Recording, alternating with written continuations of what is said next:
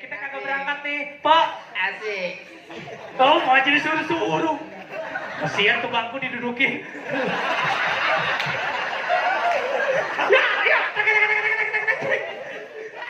tangannya dong tangannya. Ya, caranya sama aja ya. Ikutin kita sama-sama ya. Ayo suaranya.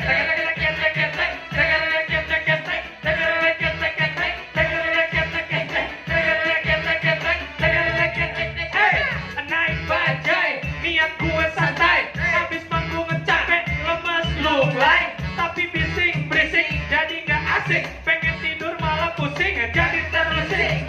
Ngepot, nyerobot. Asap hitam nyemprot dari knalpot. Gue dongeng sambil agak sewot. Disuruh pelan-pelan tapi nih abang bolot. Mana temen ikut badan kayak kuda nil. Jalan bajai jadi kagak stabil. Miring kanan kiri hampir nyerempet mobil. Ih, abang bajai cuma pakai singlet.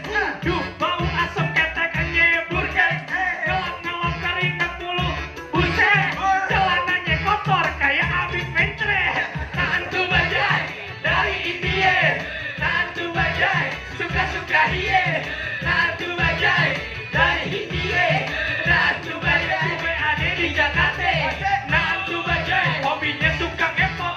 Kalau di jalan dia suka nyerobot. Asapnya hitam keluar dari knalpot. Hantu bajai. Bajai ada dari tahun 70-an. Ama gue si bajai lahirnya duluan. Bajai ama